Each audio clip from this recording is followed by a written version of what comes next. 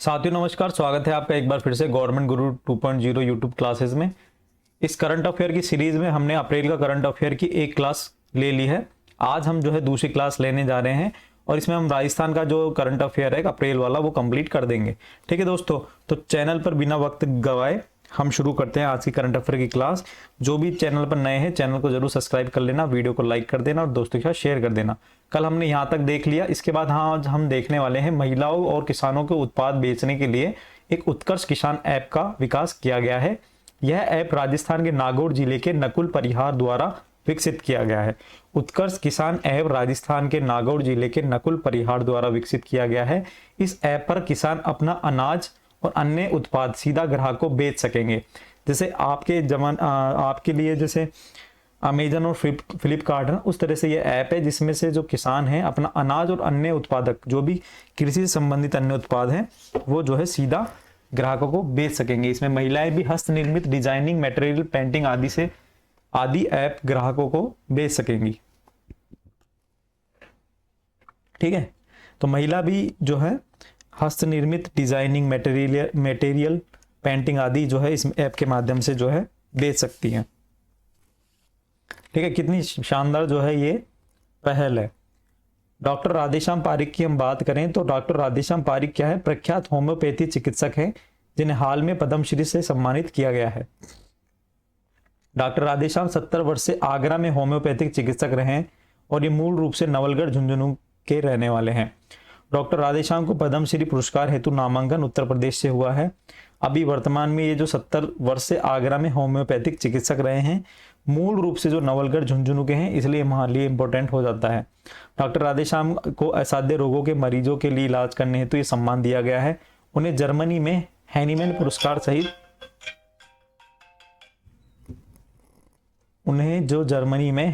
पुरस्कार सहित कई अंतर्राष्ट्रीय पुरस्कारों से भी सम्मानित किया गया है। ठीक है दोस्तों, आगे देखो। राजस्थान में पद्मश्री पुरस्कार 2024 विजेता श्री जानकी लाल। राजस्थान में पद्मश्री पुरस्कार 2024 के जो विजेता हैं वो हैं श्री जानकी लाल, जिनको कल्ला के क्षेत्र में क्या दिया गया है? पद्मश्री पुरस्कार दिया गया है। ये भीलवाड़ा क्षेत्र से आते हैं। इन्हें बाबा भैरूपिया के नाम से भी जाना जाता है। श्री जानकी लाल को कला के क्षेत्र में पद्मश्री पुरस्कार मिला है और जो कि भीलवाड़ा से आते हैं और इन्हें बाबा भैरूपिया के नाम से भी जाना जाता है। श्री अली मोहम्मद और श्री गनी मोहम्मद, इनको भी कला के क्षेत्र में संयुक्त पुरस्कार मिला है। ये जो कि बीकानेर के हैं और ये प्रसिद्ध गजल गायक और मांड लोक संगीत गायक हैं। ये क्या है? सिंगर हैं। सिंपल सी बात ये ध्यान रखो, सिंगर हैं और संयुक्त रूप से पुरस्कार मिला है श्री अली मोहम्मद और श्री गनी मोहम्मद को। उसके बाद देखो श्री लक्ष्मण भट्ट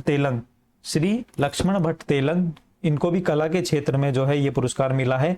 इनको ये मरणोपरांत मिला है। ठीक है, ये जयपुर से है। श्री लक्ष्मण भट्ट तेलंग ध्रुपद संगीत के में ये उस्ताद माने जाते हैं। ध्रुपद संगीत एक कला होती है, कला का ही एक भाग होता है और इसमें जो है कृष्ण भट्ट तेलंग जो है श्री लक्ष्मण भट्ट तेलंग जो है जयपुर से आते हैं। मरणोपरांत इनको तो पद्मश्री दिया गया है। सुश्री माया टंडन जो कि सामाजिक कार्यकर्ता है, जो कि जयपुर से आती है और सड़क सुरक्षा के लिए कार्य हेतु जो है इनको पद्मश्री मिला है। तो राजस्थान से जो है 4 पद्मश्री मिले हैं, श्री जानकी लाल, श्री अली मोहम्मद, श्री गनी मोहम्मद, लक्ष्मण भट्ट तेलंग और माया टंडन। ये 4 नाम आपको याद रखने हैं। हम बात कर रहे थे नीरू यादव की। राजस्थान की नीरू यादव ने 3 मई को संयुक्त राष्ट्र के जनसंख्या और विकास आयोग CDP के वार्षिक सम्मेलन को संबोधित किया है नीरू यादव ने। ठीक है, तो नीरू यादव ने पंचायत स्तर पर बालिकाओं और महिलाओं को सशक्त करने के लिए नवाचार प्रस्तुत किए हैं। CDP का वार्षिक सम्मेलन न्यूयॉर्क में आयोजित हुआ था 29 अप्रैल से 3 मई 2024 तक। नीरू यादव की हम बात करें तो राजस्थान के झुंझुनू जिले के बुहाना तहसील से हैं और अहिर ग्राम पंचायत की सरपंच रही है नीरू यादव। ध्यान रखना, इंपॉर्टेंट हो जाता है। नीरू यादव जो है आपके झुंझुनू से अहिर ग्राम पंचायत की क्या रही है? सरपंच। वह हॉकी वाली सरपंच के नाम से भी प्रसिद्ध है। हॉकी वाली सरपंच के नाम से भी प्रसिद्ध है नीरू यादव। नीरू सच्ची सहेली महिला एग्रो नामक FPO फार्मर प्रोड्यूसर ऑर्गेनाइजेशन चलाती है। इसमें किसानों को खाद व बीज व अन्य सामग्री रियायत दर पर मिलती है। ठीक है, ये क्या चलाती है? सच्ची सहेली महिला एग्रो नामक से FPO चलाती है। FPO मतलब फार्मर्स प्रोड्यूसर और प्रोड्यूसर और ऑर्गेनाइजेशन। ठीक है, नीरू यादव ने क्षेत्र में बर्तन बैंक खुलवाकर ग्राम पंचायत को प्लास्टिक मुक्त करने की पहल की है। मतलब प्लास्टिक के कोई भी एक बर्तन जो है यहाँ पे नहीं बिकेगा ग्राम पंचायत में, केवल स्टील के बर्तन बैंक खुलवाकर यहाँ पर जो है प्लास्टिक मुक्त करने की पहल की है। उन्होंने पर्यावरण को बढ़ावा देने के लिए विवाह पर कन्यादान के रूप में पेड़ देकर नई मुहिम की शुरुआत करी है। मतलब कन्यादान के रूप में पेड़ देकर और पर्यावरण संरक्षण को ध्यान में रखते हुए ये नई मुहिम शुरू करी है। वह मेरा पेड़ मेरा दोस्त मुहिम के तहत सरकारी स्कूलों में 21,000 पौधे फ्री में बांट चुकी है। नीरू यादव बहुत इंपॉर्टेंट है दोस्तों, राजस्थान का भी आने वाले सभी एग्जामों में ये क्वेश्चन आ सकता है जरूर, तो आपको ध्यान रखना है कि नीरू यादव कौन है। उमेश दत्ता के बारे में हम बात करते हैं। उमेश दत्ता एसपीजी में आईजी बने हैं। उमेश दत्ता को 5 अप्रैल 2024 को स्पेशल प्रोटेक्शन ग्रुप एसपीजी में पुलिस महानिरीक्षक आईजी नियुक्त किया गया है। उमेश दत्ता जो है राजस्थान कैडर के वर्ष 2000 बैच के भारतीय पुलिस सेवा के अधिकारी हैं, आईपीएस हैं ये। उमेश दत्ता का इस पद पर 5 वर्ष की अवधि तक रहेंगे। एसपीजी की हम बात करें कि एसपीजी क्या है। एसपीजी क्या है? विशेष सुरक्षा दल, स्पेशल प्रोटेक्शन ग्रुप। ये एक सशस्त्र बल है। यह बल भारत सरकार के कैबिनेट सचिवालय के अंतर्गत आता है। भारत सरकार के कैबिनेट सचिवालय के अंतर्गत आता है। एसपीजी प्रधानमंत्री, पूर्व प्रधानमंत्री और उनके परिवार के करीबी सदस्यों को सुरक्षा देता है। इसके गठन की आवश्यकता प्रधानमंत्री इंदिरा गांधी की हत्या 1984 के बाद महसूस हुई है। इससे पहले एसपीजी नहीं था। प्रधानमंत्री इंदिरा गांधी जी की जब हत्या की गई थी 1984 में, उसके बाद से इसका जो है गठन किया गया। 1985 में बीरबल नाथ समिति की सिफारिश पर इस बल का गठन किया गया। इंपॉर्टेंट है, एसपीजी का गठन किस समिति की सिफारिश पर हुआ है? तो वो है बीरबल नाथ समिति की सिफारिश पर 1985 के अंदर। पहले इसका नाम विशेष सुरक्षा इकाई था, बाद में इसका नाम बदलकर स्पेशल प्रोटेक्शन ग्रुप रख दिया गया है। पहले प्रोटेक्शन था, प्रोटेक्शन एसपीयू मतलब स्पेशल प्रोटेक्शन यूनिट, तो इसका नाम था पहले, और अभी इसका नाम बदलकर स्पेशल प्रोटेक्शन ग्रुप रख दिया गया है। वर्ष 1988 में एसपीजी के संदर्भ में संसद द्वारा अधिनियम बनाया गया था। इसे एसपीजी एक्ट 1988 कहा जाता है। एसपीजी का मुख्यालय नई दिल्ली में, इसके प्रमुख की नियुक्ति केंद्र सरकार द्वारा की जाती है। अभी उमेश दत्ता जो है इसके क्या है? आईजी है। उमेश दत्ता क्या है? स्पेशल प्रोटेक्शन ग्रुप के क्या है? आईजी हैं। ठीक है, ये हमें ध्यान रखना है। इसके अलावा एसपीजी पूर्व प्रधानमंत्री और उन्हें आवंटित आवास में उनके साथ रहने वाले परिवार के सदस्यों की भी सुरक्षा करेगी, लेकिन यह सुविधा पद छोड़ने की तिथि के 5 वर्ष बाद तक ही मिलेगी। मतलब आज मान लो प्रधानमंत्री जी ने पद छोड़ दिया आज की डेट में, तो आज से 5 साल बाद तक भी ये जो है सुविधा मिलेगी। 5 साल के बाद ये सुविधा नहीं मिलेगी। एसपीजी का आदर्श वाक्य क्या है? शौर्यम समर्पण संरक्षणम। ठीक है, तो ये हमें ध्यान में रखना है। जयपुर के डॉक्टर अरोहा को अमेरिका में फाउंडिंग रॉकेट मिशन की कमान मिली है। उत्तरी अमेरिका में सूर्य ग्रहण के दौरान किए गए 3 सफल साउंडिंग रॉकेट परीक्षण की कमान जयपुर के डॉक्टर अरोह बड़जात्या को दी गई है। उत्तरी अमेरिका में सूर्य ग्रहण के दौरान किए गए 3 सफल साउंडिंग रॉकेट परीक्षण की कमान जयपुर के डॉक्टर आरोह बड़जात्या को दी गई है। आरोह अमेरिकी अंतरिक्ष एजेंसी नासा के साउंडिंग रॉकेट मिशन के निदेशक हैं। ये ध्यान रखना है कि जयपुर के जो है डॉक्टर आरोह को साउंडिंग रॉकेट मिशन की कमान सौंपी गई है। कहां पर? उत्तरी अमेरिका में, जो कि आरोह बड़जात्या क्या है? जयपुर के रहने वाले थे, जयपुर के थे ये मूल रूप से, और इनको जो है नासा में साउंडिंग रॉकेट मिशन के निदेशक के रूप में भी चुना गया है। वह पिछले 20 साल से नासा से जुड़े हुए हैं। आगे देखो, कीर्ति अरोड़ा का अमेरिका में प्रेसिडेंट लीडरशिप एकेडमी में चयन हुआ है। ये राजस्थान की अलवर जिले से हैं कीर्ति अरोड़ा। इन्हें हाल ही में संयुक्त राज्य अमेरिका की पेन स्टेट यूनिवर्सिटी की प्रतिष्ठित प्रेसिडेंट लीडरशिप एकेडमी चयनित किया गया है। कीर्ति वर्ष 2024 में इस सूची में शामिल होने वाली एकमात्र भारतीय हैं। कीर्ति का विदेश में उच्च शिक्षा हेतु चयन राजस्थान सरकार की राजीव गांधी स्कॉलरशिप योजना के तहत हुआ है। इस योजना के बारे में मैंने आपको बताया था, राजीव गांधी स्कॉलरशिप योजना, इसके बारे में जो मैंने आपको बताया था, जिसका नाम भी अब चेंज कर दिया गया है। उसका नाम अभी चेंज करके स्वामी विवेकानंद स्कॉलरशिप योजना कर दिया गया है। मैंने आपको पिछली क्लास में बताया था, जिन्होंने भी पिछली क्लास देखी है तो उनको ये चीजें पता है। और उसमें जो है लाभार्थियों की संख्या कितनी कर दी गई है? 500 कर दी गई है। तो आप जो है जाके पिछला जो है सेशन देख सकते हैं, करंट अफेयर का है ना, अप्रैल का है, और करंट अफेयर का पहला वीडियो है वो अप्रैल का। पेन स्टेट प्रेसिडेंट स्कॉलर के रूप में चयनित 30 विद्यार्थियों को विश्व में विभिन्न स्थानों में शैक्षणिक भ्रमण और राज्यों की संस्कृति और लोगों से जुड़ने का अवसर मिलता है। ठीक है, तो हमें कीर्ति अरोड़ा अलवर की रहने वाली है, इतना ध्यान रखना केवल। ललित गुप्ता की हम बात करें, ललित गुप्ता को राजस्थान समरसता रत्न अवार्ड, क्या है ये, ललित गुप्ता जी को राजस्थान समरसता रत्न अवार्ड सम्मानित किया गया है। गुप्ता को यह पुरस्कार उनके सामाजिक एवं गौ सेवा कार्यों के लिए प्रदान किया गया है। ठीक है, उन्हें यह पुरस्कार अंतर्राष्ट्रीय समरसता मंच एवं राष्ट्रीय समता मंच के संयुक्त तत्वाधान में दिया गया है। तो ललित गुप्ता का ध्यान रखना है, इनको समरसता के लिए जो है रत्न मिला है, पुरस्कार मिला है। 41वीं सारस गणना की हम बात करें तो राजस्थान के वन विभाग और Keoladeo natural history society Bharatpur द्वारा ये गणना की गई है। इस गणना में भरतपुर जिले में 17 जोनों में बांटा गया है। वर्तमान में भरतपुर जिले में कुल 143 सारस हैं, जबकि 2023 में भरतपुर में कुल 185 सारस थे, मतलब कि 42 सारस विगत वर्ष की तुलना में कम है। तो क्वेश्चन आ सकता है कि जो आते हैं कथन और कारण वाले आ सकते हैं, सत्य और असत्य वाले, कि वर्ष 2024 में विगत वर्ष की तुलना में 42 सारस कम है या 42 सारस ज्यादा है। तो सही और गलतों को वहां पे पहचान करना है। जीण माता का लखी मेला, आपको पता है जीण माता सीकर में रेवासा के वहां पर जो है इनका मंदिर है। यह शक्तिपीठ राजस्थान के सीकर जिले में स्थित है। जीण माता का लखी मेला प्रतिवर्ष चैत्र नवरात्रि में आयोजित किया जाता है और इसमें दर्शनार्थियों के लिए रोपवे की सुविधा है। अभी वर्तमान में जीण माता में भी रोपवे की सुविधा प्रदान कर दी गई है। और आपको बताऊं, सावित्री माता मंदिर में भी है, सुंदा माता जालौर में भी है और आपके खोले के हनुमान जी जयपुर में भी रोपवे की सुविधा कर दी गई है। रोपवे जीण माता मंदिर की पहाड़ी पर स्थित काजल शिखर माता मंदिर तक जाता है।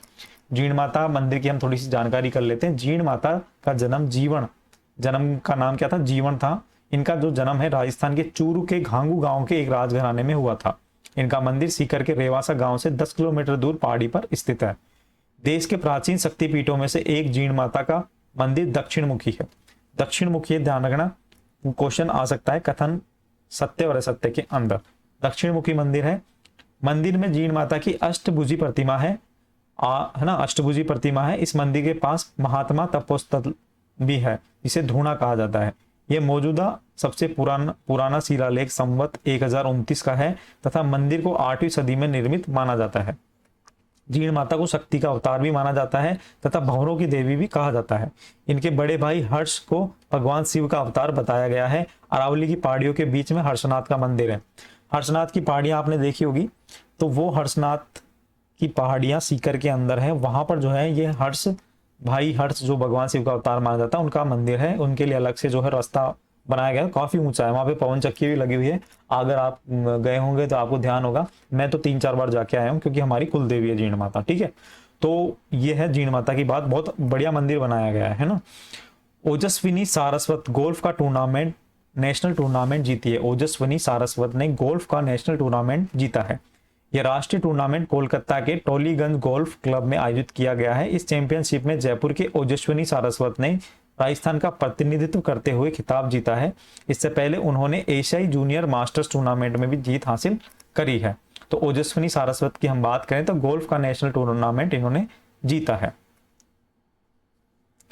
अमर सिंह ने Asia Oceania ultra marathon championship 2024 में स्वर्ण पदक जीता है। अमर सिंह ने कैनबरा ऑस्ट्रेलिया में 6 से 7 अप्रैल 2024 को आयोजित Asia Oceania ultra marathon championship 2024 में 24 घंटे में 272 किलोमीटर दौड़कर एक नया रिकॉर्ड बनाते हुए स्वर्ण पदक जीता है। किसने? अमर सिंह ने।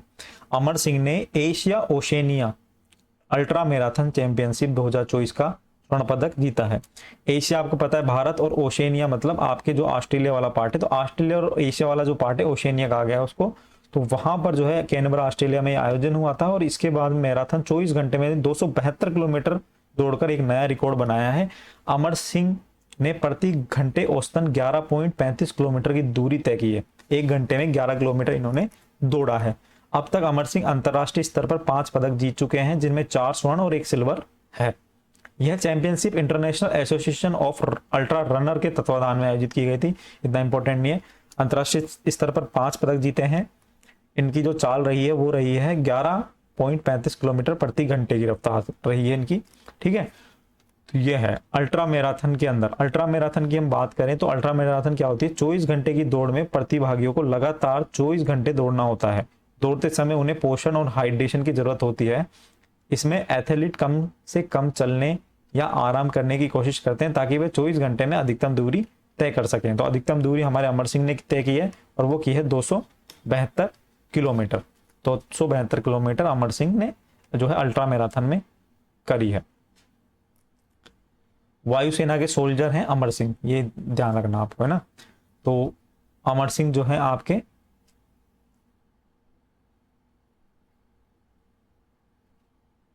ठीक है। राजस्थान टीम ने सब जूनियर बालिका राष्ट्रीय कबड्डी स्पर्धा में रजत पदक जीता है। राजस्थान टीम ने सब जूनियर बालिका राष्ट्रीय कबड्डी स्पर्धा में रजत पदक जीता है। ये आपको लिए इंपॉर्टेंट है। राजस्थान की जो बालिका टीम ने फाइनल में किसको हराया, हरियाणा को हराया। फाइनल में हरियाणा को हराया है, ठीक है। किसको हराया है, हरियाणा को हराया है। और ये जो प्रतियोगिता थी कहाँ आयोजित की गई थी, बिहार के अंदर आयोजित की गई थी। बिहार के अंदर आयोजित की गई थी, ठीक है। इससे पहले राजस्थान पुरुष वर्ग कबड्डी खिलाड़ियों ने 48वीं जूनियर राष्ट्रीय कबड्डी प्रतियोगिता में स्वर्ण पदक जीता था, जबकि 49वीं जूनियर राष्ट्रीय कबड्डी प्रतियोगिता में राजस्थान ने रजत पदक जीता है। 48वें में तो पुरुष वर्ग की कबड्डी जो टीम थी उन्होंने क्या जीता है, स्वर्ण पदक जीता था। और इन्होंने जो है अभी 49वीं में रजत पदक जीता है। पुरुष ने भी रजत जीता है और महिलाओं ने भी जो है क्या जीता है, बालिका ने भी जो क्या जीता है, रजत पदक जीता है। दक्षिणा जोशी ने स्विमिंग में 3 स्वर्ण पदक जीते हैं। दक्षिणा जोशी की हम बात करें तो दक्षिणा जोशी ने स्विमिंग में 3 स्वर्ण पदक जीते हैं। केंद्रीय मंत्रालय खेल एवं युवा मामले व स्विमिंग फेडरेशन के संयुक्त तत्वाधान में उदयपुर के खेल गांव में अस्मिता खेलो India women series 2 west zone की तैराकी प्रतियोगिता आयोजित हुई है। इसमें इस प्रतियोगिता में जयपुर की दक्षिणा जोशी ने क्या जीता है, 3 स्वर्ण पदक जीते हैं। 3 स्वर्ण पदक किस किस उसमें जीते हैं इन्होंने जीते हैं 3 स्वर्ण पदक। 200 मीटर बटरफ्लाई, 100 मीटर बटरफ्लाई बस 200 मीटर बैक स्ट्रोक में 3 गोल्ड मेडल जीते हैं। तैराकी प्रतियोगिता में होते हैं ये बटरफ्लाई, है ना, और बैक स्ट्रोक, ठीक है। आगे देखो, दीक्षा जाट जो है सीनियर कुश्ती फेडरेशन कप में कांस्य पदक जीता है। सीनियर कुश्ती फेडरेशन कप 2024 का आयोजन वाराणसी में हुआ था। इसमें डीग जिले की दीक्षा जाट को कांस्य पदक मिला है। डीग जिले की दीक्षा जाट को क्या मिला है, कांस्य पदक मिला है। आगे देखो, महिपाल सिंह ने इंडियन ओपन शॉटगन में स्वर्ण पदक जीता है। महिपाल सिंह की हम बात करें तो महिपाल सिंह शेखावत 194वें इंडियन ओपन कंपटीशन शॉटगन 2024 में क्या जीता है, स्वर्ण पदक जीता है। क्या जीता है, स्वर्ण पदक, ठीक है। तो इतना ध्यान रखना है, महिपाल सिंह ने क्या जीता है, स्वर्ण पदक जीता है। चंद्र प्रताप सिंह का इंग्लिश काउंटी क्रिकेट में चयन हो चुका है। जयपुर के चंद्र प्रताप सिंह का इंग्लिश काउंटी क्रिकेट खेलने के लिए चयन हुआ है। इंग्लिश काउंटी क्रिकेट के सीजन 2024 के लिए सरे काउंटी लंदन में 1 वर्ष का करार हुआ है। यह इंग्लैंड में उनका 5वां सीजन है। चंद्र प्रताप सिंह जूनियर व सब जूनियर क्रिकेट में राजस्थान का प्रतिनिधित्व कर चुके हैं। तो ध्यान रखना, जयपुर के चंद्र प्रताप सिंह है जिनका इंग्लैंड के अंदर जो है इंग्लिश काउंटी क्रिकेट के अंदर चयन हुआ है। राजस्थान के 2 पैरा खिलाड़ी जिन्होंने 5 स्वर्ण और 1 रजत पदक जीते हैं।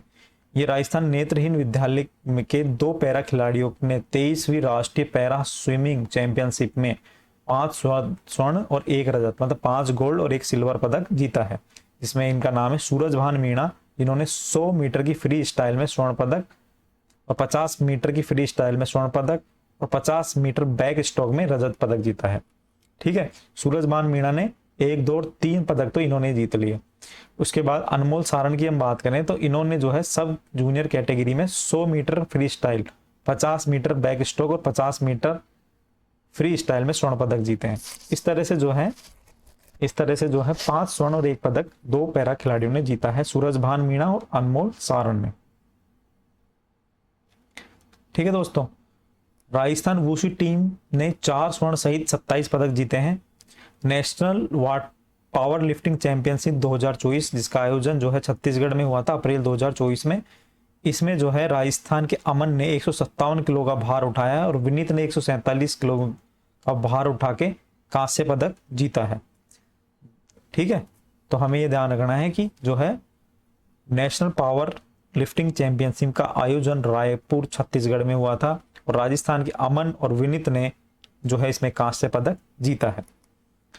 लवमीत कटारिया भारतीय वॉलीबॉल टीम में चयन समिति में शामिल हुए हैं। लवमीत कटारिया राजस्थान से अंतर्राष्ट्रीय खिलाड़ी रहे लवमीत कटारिया को भारतीय खिलाड़ियों के चयन के लिए बनी 6 सदस्य कमेटी का सदस्य बनाया गया है।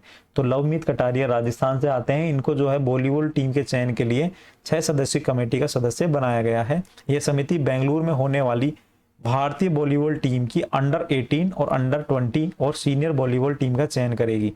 लवमीत पूर्व में भी चीन में आयोजित एशियन गेम हेतु भारतीय टीम के चयन समिति में थे, मतलब चीन में जो एशियन गेम आयोजित हुए थे उसके भी चयन टीम में भी थे ये, ठीक है, चयन कमेटी में थे। अव्यांश सिंह की हम बात करें तो भरतपुर जिले के क्रिकेट खिलाड़ी हैं। इनका इंग्लैंड क्रिकेट बोर्ड की काउंटिंग डिवीजन लीग में ओवरसीज प्लेयर के रूप में अनुबंध किया गया है।